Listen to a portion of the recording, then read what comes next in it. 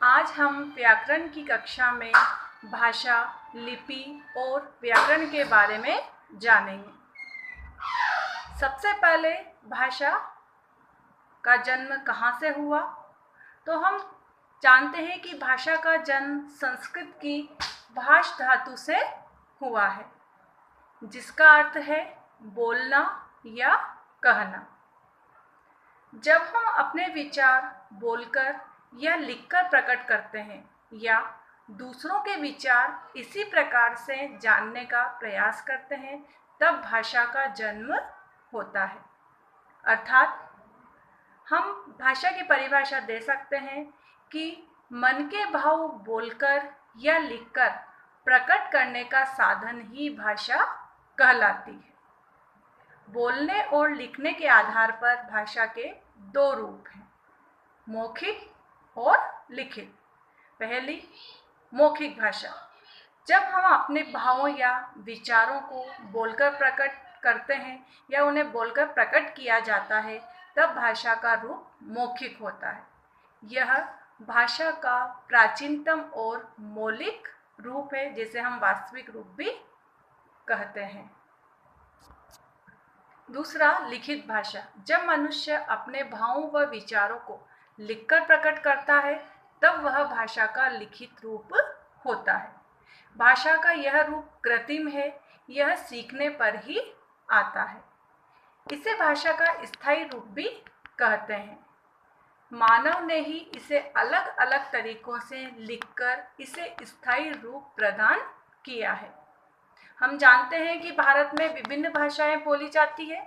उनमें से मुख्य भाषाएं हैं जैसे हिंदी, पंजाबी, गुजराती, मराठी, तमिल, तेलुगु, मलयालम, कन्नड़, बंगला, असमिया, कश्मीरी आदि।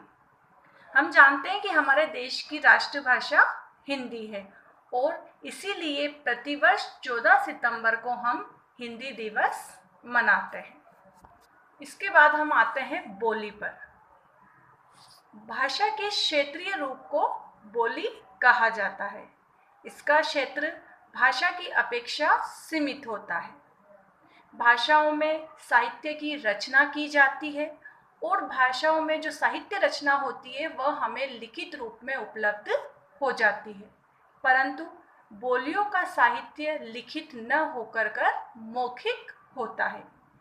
जैसे हिंदी की प्रमुख बोलियां हैं पूर्वी हिंदी, पश्चिमी हिंदी, मगधी हिंदी, पहाड़ी हिंदी, राजस्थानी हिंदी, ब्रज भाषा और खड़ी बोली आदि। बोली प्रत्येक प्रांत व गांव व क्षेत्र में अलग अलग होती है। इसके बाद हम नेक्स्ट आते हैं लिपि पर।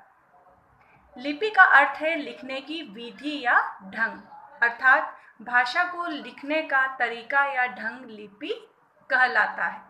प्रत्येक भाषा की लिपि अलग होती है। इसके बाद हम जानते हैं कि लिपि हर प्रत्येक भाषा की लिपि अलग अलग होती है। जैसे हिंदी की देवनागरी लिपि, अंग्रेजी की रोमन लिपि, उर्दू की फारसी लिपि, पंजाबी की गुरुमुखी लिपि और संस्कृत की देवनागरी लिपि। लिपि के बाद हम आगे बढ़ते हुए पढ़ते हैं व्याकरण के बारे में। भाषा के नियमों की जानकारी देने वाला शास्त्र व्याकरण कहलाता है। व्याकरण के द्वारा ही भाषा के शुद्ध रूप की जानकारी दी जाती है। जैसे आज पाठशाला खुला था, यह वाक्य का सही रूप नहीं है, यहाँ क्रिया शब्दों का सही प्रयोग नहीं किया गया है। वाक्य इस प्रकार होना चाहिए, आज पाठशाला खुली थी। अतः शब्दों के शुद्ध रूप की जानकारी देने के लिए व्याकरण ही एकमात्र उपयोगी साधन है। आगे बढ़ते हैं हम। व्याकरण के 3 मुख्य भेद हैं। पहला वर्ण विचार, दूसरा शब्द विचार और तीसरा वाक्य विचार। व्याकरण के 3 जो मुख्य भेद हैं, इनके बारे में हम अपनी आगे की कक्षा में पढ़ेंगे। आज की कक्षा यहीं पर समाप्त होती है।